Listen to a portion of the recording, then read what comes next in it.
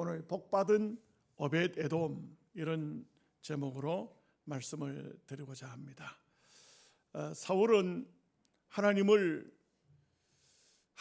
종이지만 하나님을 섬기지 않았습니다. 그러나 다윗은 왕이 되자 마음속에 내가 뭘 할까 이런 생각을 했던 것 같습니다. 그래서 다윗이 했던 것은 두 가지입니다. 첫째 한 가지는 하나님의 뜻을 이루어 드리자. 하나님의 뜻이 뭔가?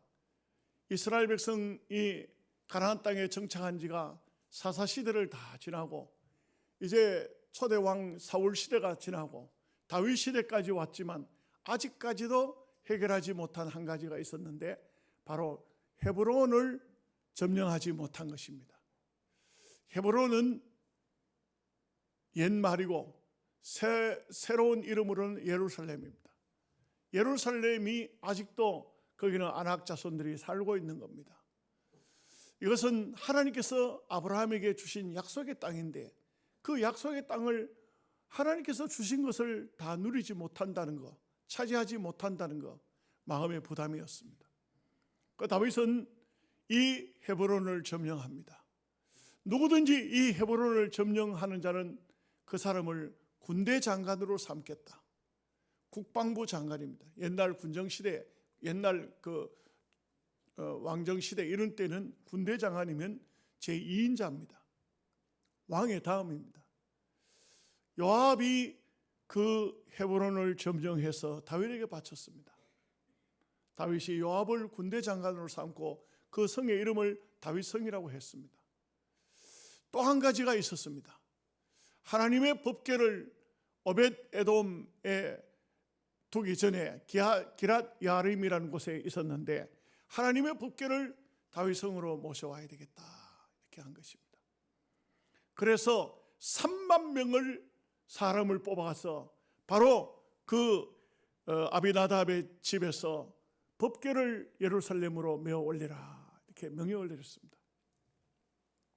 그 3만 명이 가서 법궤를 예루살렘으로 모셔오는데 달구지에다가 법궤를 싣고 오다가 소가 뛰는 바람에 그 오벳에돔의 집에 오기 직전 거기서 그만 우사가 법궤를 잡아버렸습니다.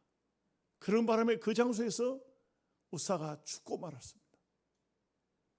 하나님의 법궤를 모셔오는 과정에 큰 사고가 생긴 겁니다. 엄청난 사고가 생겼어요. 다른 사고가 아니에요. 법궤를 붙잡았다가 죽은 것입니다. 이것은 굉장히 충격적인 사건이었습니다. 법궤가 떨어지려고 하니까 잡아야 되지. 떨어지도록 내버려 놔둘 수는 없잖아요. 그러니까 잡았는데 죽어버린 겁니다. 다윗은 내가 어찌 하나님의 법궤를 다윗성으로 모셔오리요. 예루살렘으로 그냥 올라가고 말았습니다. 그리고 이 법궤는 오벳에돔이라는 사람, 이방인입니다. 이방인. 이 사람의 집에 법궤를 갖다가 두도록 하겠습니다.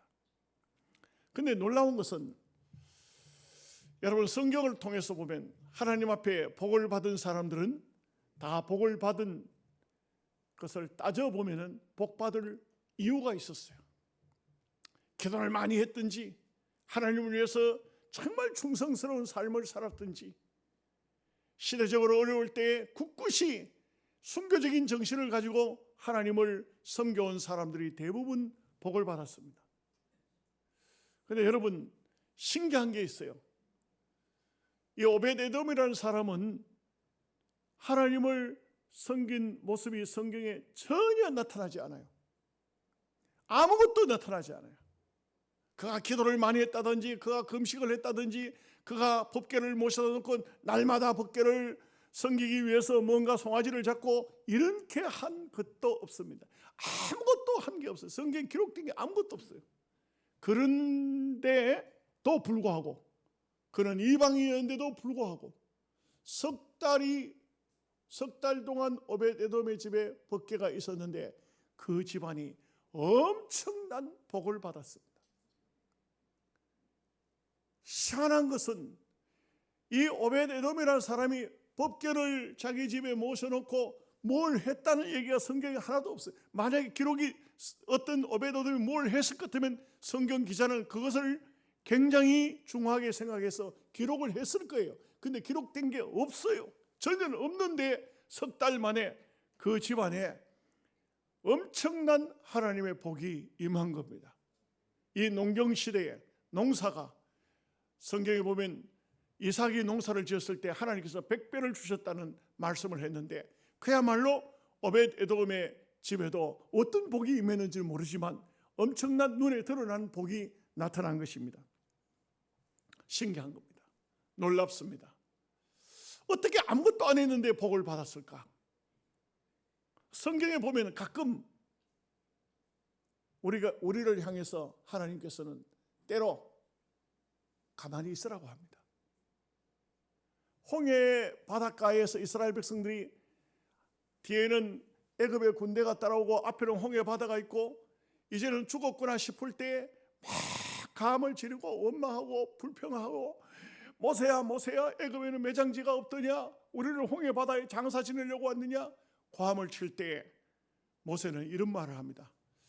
여호와께서 너희를 구원하시리니 너희는 가만히 있을지니라. 오벳에돔은 어찌 보면은 법궤를 모셔놓고 무엇을 했을까? 아무것도 안 했어요. 그런데 어떻게 오벳에돔에게 하나님께서 이런 복이 나타났을까? 오늘 이런 신기한 말씀을 우리가 풀어보고자 하는 것입니다.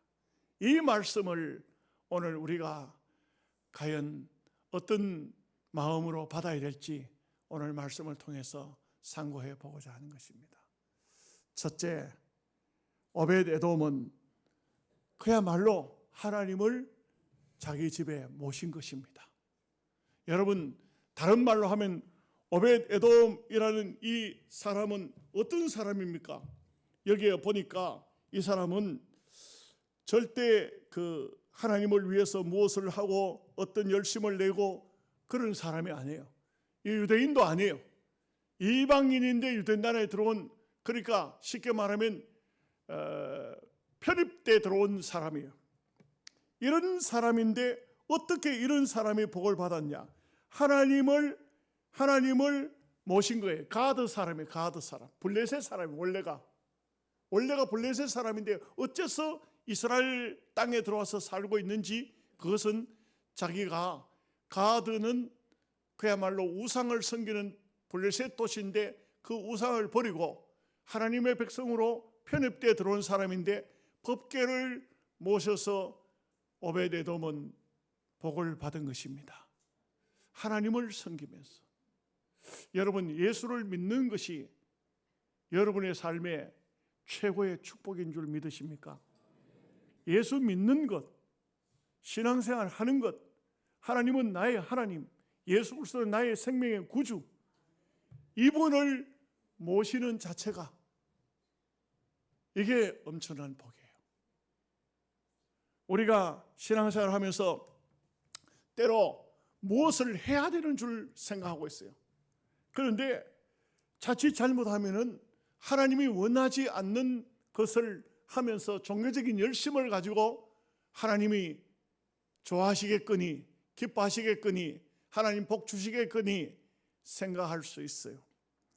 그것은 우리가 성경을 통해서 보면 아닙니다. 다윗은 열심을 냈어요. 법궤를 모셔오기 위해서 3만 명을 뽑은 거예요. 법궤를 그렇게 모셔오는데 3만 명이 필요가 없어요. 3만 명, 3천 명, 3천 명은 있어야 될까요? 3천 명도 필요 없어요. 300명, 300명도 필요 없어요. 30명이면 좋게요. 그런데 이걸 과시한 거예요. 하나님의 법궤를 모셔오기 위해서 3만 명의 사람을 뽑았다는 것은 얼마나 자기를 가시했나 하는 것을 말해주고 있어요. 여러분, 예수 믿고 하나님을 믿는 데는 그렇게 가시가 필요 없어요. 그냥 겸손히 하나님은 나의 하나님, 나는 하나님의 백성, 나는 이 땅 위에 사는 동안 하나님은 나의 주인, 나는 하나님 한 분으로 만족하는 삶, 이것이 매우 중요한 삶이라고 할 수 있습니다. 여러분, 신앙생활하는 것은요, 어떻게 보면은 겉모양이 화려하고 대단하고 굉장한 것이 아니에요. 우리 신앙생활은 그런 것이 아니에요. 고요히 조용히 하나님을 믿는 겁니다. 영접하는 겁니다. 하나님을 섬기고 말없이 충성하고, 하나님은 내 마음에 계시고 하나님이 내게 어떤 말씀을 하시는가, 내가 어떻게 하는 것이 하나님의 뜻대로 사는 것인가, 이것을 생각하는 것, 이 자체가 바로 하나님을 믿음으로 섬기는 삶인 것이에요.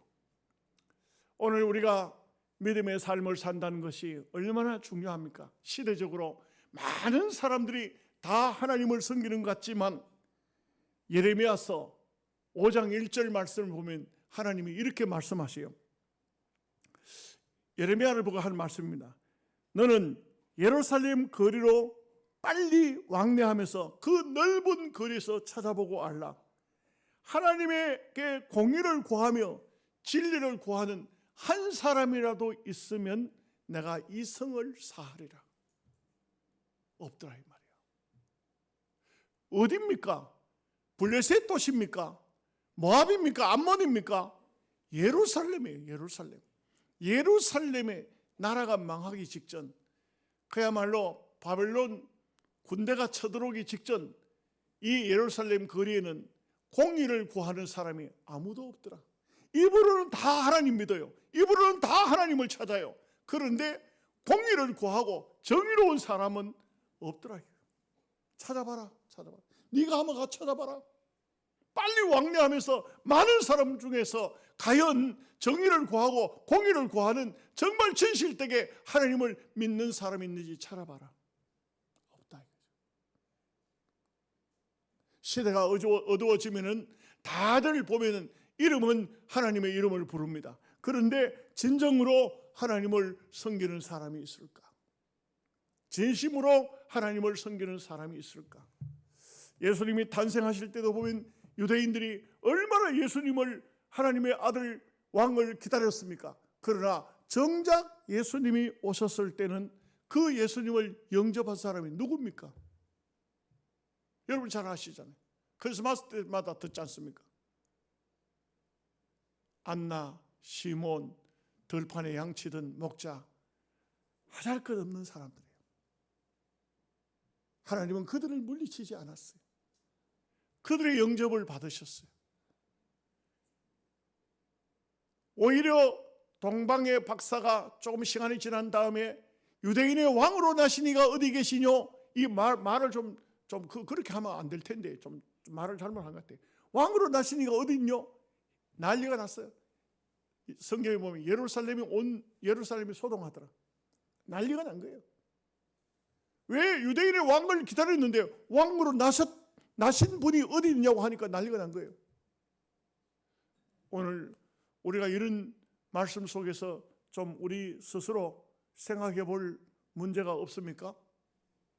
내가 하나님을 믿는데, 예수님을 믿는데 과연 내가 예수님을 진정으로 믿고 진정으로 기다리고 진실되게 공의롭게 살고 있는가 하는 문제, 이런 문제를 우리가 우리 스스로 찾아봐야 될 문제가 아닐 수가 없습니다. 두 번째는 이 오벳에돔은 법궤를 모셔오는 것을 즐겨했습니다. 즐겨했다는 이유가 뭐냐? 다윗은 즐겨하지 않았기 때문에 그 당시에 제사장도 있고 그 당시에 수많은 주의 종들도 있고 수많은 충성된 신자도 있지만 그것으로 법궤를 모셔가지 않고 가드 사람, 이방인, 이 오벳에돔의 집에다 갖다 놓은 거예요. 근데 이 오벳에돔이 만약의 경우에 즐겨하지 않았을 것 같으면 다윗처럼 즐겨하지 않으면 안 됩니다. 우리 집에 못 들어옵니다. 안 됩니다. 이거 큰일 나겠네. 누구 죽이려고 합니까? 안 됩니다. 이랬을 텐데 오벳에돔은 전혀 그런 말이 없어요. 모셔온 거예요. 그리고 자기 집에 모셔놓고 마음에 두렵기보다는 야, 이 여호와 하나님을, 내가 하나님을 찾아서 가드에서 여기까지 왔더니 이제 드디어 우리 집에 하나님의 법궤가 들어왔구나. 하나님의 임재의 상징이 법궤 아닙니까? 하나님의 법궤가 우리 집에 들어왔구나. 흡족했을 겁니다. 감사했을 겁니다. 여러분, 예수님을 믿으면서 얼마나 감사하고 계십니까? 얼마나 흡족해하고 계십니까?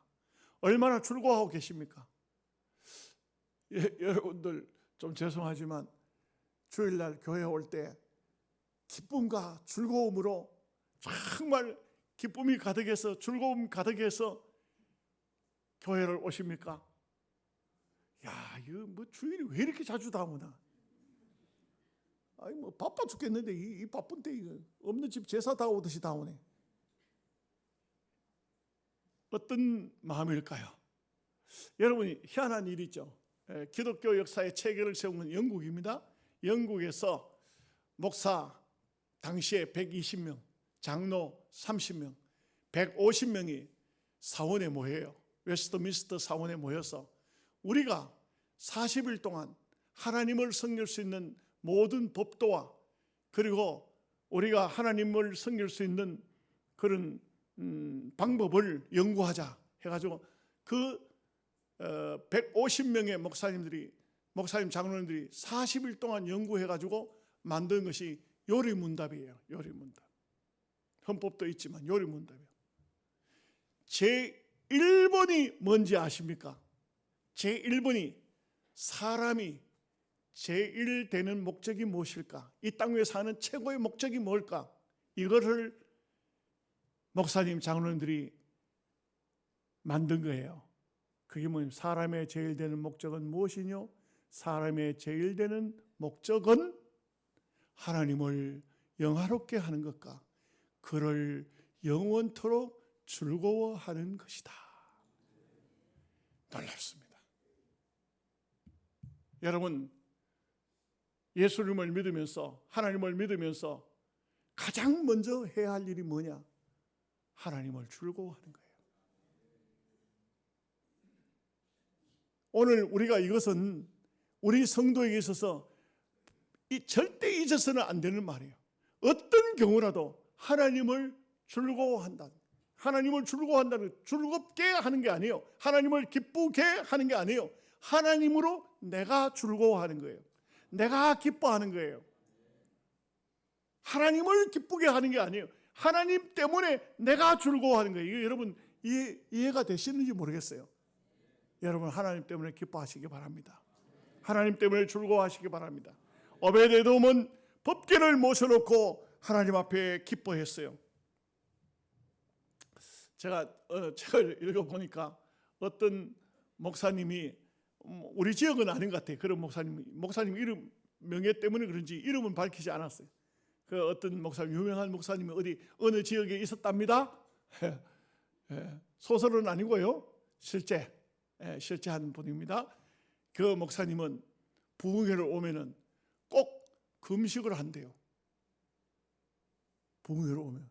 그럼 교회가 목사님에게 식사 대접을 할 이유가 없어. 물만 갖다 드리면 돼. 그리고 또 더 중요한 게 있어. 그 목사님은요, 숙소를 호텔을 잡아드리거나 뭐 어디 숙소를 마련해드려도 안 가요. 강대상에서 주무셔. 저 뭐 여러분 제가 무슨 얘기 하려고 하는가 눈이 둥그러가지고. 그리고 그 목사님은 말씀을 전하는데 성도들이 그 말씀을 들으면 이렇게 생각해요. 야, 이분은 정말 하나님의 종이구나. 다른 목사님들은 부흥회 한다고 하지만, 다른 목사님들은 설교하고 뭐 목회한다고 하지만 다 싸구라구나. 이분만이 하나님의 정말 위대한 종이구나. 어떻습니까? 여러분도 그렇게 생각되십니까? 어떤 목사님은 40일 금식할 때마다 광고를 하더라고요. 네, 40일 금식기도 들어갑니다. 40일 금식기도 들어간다. 우리 교회도 어떤 목사님이 자주 그렇게 해요. 난 그런 말 할 때마다 난 완전히 난 40일은커녕 4일도 금식을 못 해봤는데 나는 그냥 저 사람은 경건하고 거룩한 분이지만 나는 순삭꾼이야. 난 순삭꾼이야. 삭꾼이 뭔지 아세요? 돈 받고 일하는 사람이 삭꾼이야. 나는 한 번도 돈을 안 받은 적이 없어. 나는 삭꾼이요. 나는요, 장로님들이 뭐 안 주면은 재정부한테 달라 그래요. 왜 안 주느냐고 달라 그래요. 받아가는 사람이. 나는 삭꾼이야. 근데 그분은 신령한 종이야. 굉장한 종이야. 우리 동기 목사들 중에도 아주 신령한 종들이 많았어요. 그 신령한 종들이요, 막 초창기에 목사님이 되자마자 막 40일 금식기도 한다 할 때 나는 밥을 한번 굶어봤어. 3일 굶다가 죽을 뻔했어. 다시는 못 굶겠어. 저 사람이 저보고 금식 좀 해. 난 못해. 난 다 먹어도 무지래. 다 먹어도 무지래. 난 세 끼니 먹고도 안 되더라니까, 젊을 때는. 여러분 교회 목사는 싹군이요. 나는요, 다 먹어야 돼. 다 먹어도 무지래. 근데 우리 동기 목사들 중에는 40일 금식기도 하다 죽은 분도 있어. 나는 안 죽고 살아가지고 지금까지 하잖아. 어떤 분은 40일 금식기도 하다가 병이 나서 그분 그 목회도 못하고 병이 나가지고요 한동안 애먹었어. 제가 뭐 이름은 말하지 않겠습니다. 이분은요 40일 금식기도 하다 안전병이 돼버렸어. 일어서지를 못해. 그래가지고는요 얼마나 애를 먹은지 몰라. 오랜 세월이 지나서 동기에 가니까 그분이 나왔어. 이제 걸어 다니더라고. 여러분, 신앙생활 하면서 너무 어렵게 하지 맙시다. 이거 제가 이런 설교를 해가지고 여러분들 어떻게 볼란지. 저는요 목회를 하면서 여러분들에게 하여튼 막 왜 그렇게 신앙생활을 나태하게 하느냐 그렇게 야단한 적이 없어. 특별 무슨 새벽기도 뭐 특별히 뭘 하고 뭘 해가지고 언제는 무슨 기간 해가지고 또 뭐 사순절이니 뭐니 해가지고 뭐 이렇게 교인들을 볶아제끼고 그러지를 못했어. 저는 좀 다른 목사님들하고 달라. 여러분들에게 부탁하고 싶은 것은 편안하게 신앙생활 하시면 좋겠어요. 할 수 없어. 여러분 목사니까. 나중에 제 2대 목사에 가서는 다른 분 하시든지. 저는 여러분들이 교회 오면 그저 평안하고 그저 기쁘고 그저 즐겁고 그저 감사하고 아멘도 억지로 편하게 살라는데 왜 그렇게 아멘도 잘 안 해? 저는 제 주관이 항상 그래요. 즐거워야 된다. 예수 믿는 것도 즐거워야 된다. 신앙생활 하는 것도 즐거워야 된다. 기뻐야 된다. 기도해도 기뻐야 되고 찬송 불러도 기뻐야 되고 교회 오면 기뻐야 되지. 교회 오면서 인상 쓰고 들어오는 분을 들어오지 마요. 집에서 좀 쉬어. 얼굴이 즐거워질 때까지 쉬어. 그러면 남들한테까지 번져. 인상 쓰지 마요. 얼굴 좀 환하게 펴라고. 옆 사람 한번 쳐다보세요. 인상이 어떤지. 그런데 사실은 성경이 그거를 말씀하고 있어요. 항상 기뻐하라고 했잖아요. 쉬지 말고 기도하라. 이거는 좀 우리 힘드는 얘기지만 범사에 감사하라. 그 모든 걸 감사하고 기뻐하고 이렇게 이 오벳에돔이 그러했어.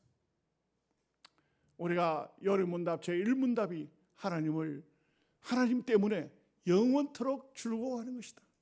우리 신앙생활은 즐거워야 돼요. 기뻐야 돼요. 막 금식하면서 인상 쓰고 그래 다니면 안 돼요. 왜 인상이 그렇습니까? 금식하느라고요. 무슨 금식을 하는데 그렇게 인상을 쓰고 그렇게 힘들면 금식 왜 합니까? 그래도 금식해야 복을 안 받습니까? 그래야 능력을 안 받습니까? 글쎄요. 꼭 그래야만 됩니까? 그렇게 하지 마세요. 책임은 내가 질 테니까 여러분 그냥 이렇게 하나님 앞에 가거든. 너는 왜 금식도 안 하고 왜 철야도 안 하고 왜 그렇게 신앙생활을 했냐? 우리 교회 목사가 그렇게 가르칩니다.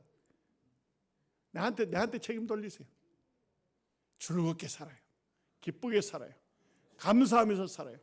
언제나 오벳에돔처럼 하나님을 모시고 있으니 하나님이 우리 가정의 법궤가 우리 가정에 왔네. 우리 집에 왔네. 그걸로 감사하고 기뻐하고 즐거워하는 삶. 한 가지 더 거의 같은 맥락에서 봅니다. 하나님이 오벳 에돔에게 함께 하셨기 때문에 오벳 에돔은 복을 받은 것입니다. 하나님이 함께하는 삶, 이게 얼마나 중요합니까? 사도행 창세기 21장 22절 23절 말씀에 이런 말씀이 있어요. 그때 아비멜렉과 그의 군대 장관 비고올이 아브라함에게 말하여 이르되 내가 무슨 일을 하든지 하나님이 너와 함께 계시도다. 그런즉 너는 나와 내 아들과 내 손자에게 거짓 없이 행하지 아니하기를 이제 여기서 하나님을 가르쳐 내게 맹세하라. 내가 내게 후대하기로 너도 나와 내게 머무는 이 땅에서 행할지니라. 아브라함이 애굽 땅으로 내려갔는데 그 땅의 왕이 군대 장관하고 둘이가 아브라함을 찾아왔어요. 찾아와가지고 뭐라고 하냐면 내가 보니까 하나님이 당신과 함께한다. 우리와 계약을 맺자. 우리도 당신을 해하지 않을 테니 당신도 우리를 해하지 않겠다고 맹세해라. 이런 얘기예요. 야, 이게 참 신기하죠. 아브라함은 지금 가나안 땅에 흉년이 들어서 애굽 땅으로 간 거예요. 애굽 땅에 가자마자 뭘 했는지 아십니까? 거짓말을 했어. 마누라 뺏겼어. 그런데 하나님께서 그냥 뺏어간 그 사람을 막 혼을 내줬어. 아비멜렉 혼을 내주고 다시 돌려줘. 돌려주고 난 다음에 그 다음에 아비멜렉이 군대 장관하고 딱 오더니만 당신하고 우리하고 계약을 맺자. 하나님이 당신과 함께하는 것을 우리가 눈으로 보았다. 여러분 참 놀랍습니다. 이 아브라함에게만 그랬을까요? 성경을 보면요, 요셉 같은 경우는 보면은 성경의 창세기 39장을 보면은 계속해서 어떤 일이 있을 때마다 그가 종으로 팔려갔을 때, 감옥에 들어갔을 때, 총리 대신 앞에 바로 임금 앞에 서서 총리 대신이 될 때 그때마다 성경에 나오는 말씀 한마디가 있어요. 하나님께서 요셉과 함께 하셨더라. 야, 이 참 놀랍습니다. 여러분, 별나게 예수 안 믿어도 돼요. 별나게 예수 안 믿어도 돼요.